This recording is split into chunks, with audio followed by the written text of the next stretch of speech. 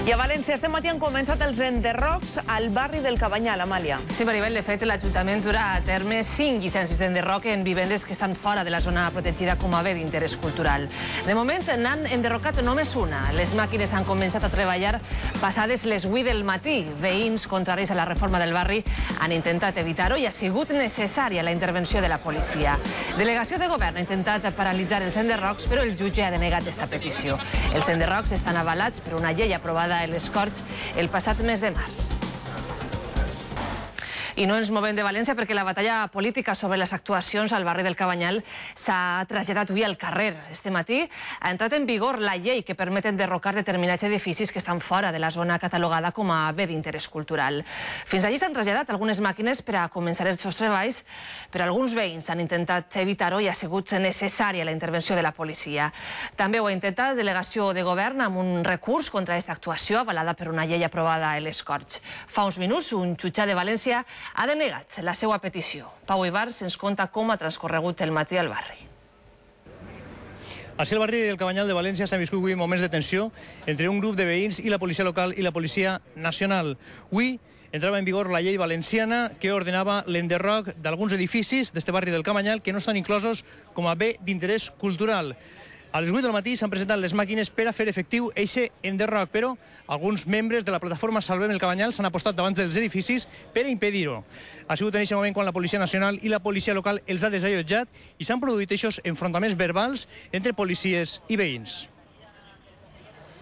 En este cas, les màquines sí que han tombat aquest edifici, però els altres, que els operaris havien d'enderrocar, continuen a hores d'ara en peu. Alguns veïns i membres de la plataforma Salvem el Cabanyal sabien que este era el següent cap on es dirigien les màquines i s'han concentrat per a evitar-ho. Per moments, la tensió entre veïns i policia ha anat en augment. Les màquines avançaven, però no han arribat a entrar en acció. Entre els concentrats també hi havia alguns polítics de grups de l'oposició, com Compromís i el Partit Socialista. La declaración de expoliación del Ministerio de Cultura establece clarísimamente la detención, la paralización de las actuaciones del plan especial de prolongación de la avenida de Blasco Ibáñez. Davant d'esta situació, el tinent d'alcalde de València també s'ha personat en esta zona per a defendre la legitimitat de les actuacions. No se está contraviniendo ninguna norma ni ninguna ley. Y por supuesto, ante la norma y ante la ley estamos todos obligados por igual, y si yo estoy aquí es para decir que la vamos a hacer cumplir i hacer respetar la ley. Un jutge acaba de donar la raó a l'Ajuntament en aquest extrem al desestimar la suspensió dels enderrocs que havia demanat este mateix matí la delegació de Govern, oposant-se d'esta forma a la llei que van aprovar les Corts el passat 24 de març. I els ho contàvem fa uns minuts, l'enderroc de 5 cases al Cabanyal ha produït moments de tensió entre la policia i els veïns.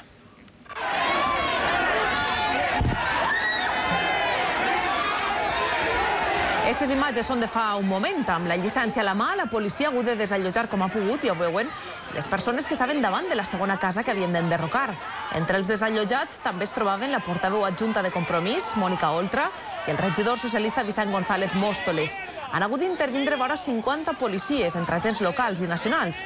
Però la tensió, ja ho saben, ha començat de bon matí, quan les màquines han arribat amb l'ordre per a començar a executar els enderrocs d'aquestes cases que estan fora de la zona protegida com a bé d'interès cultural.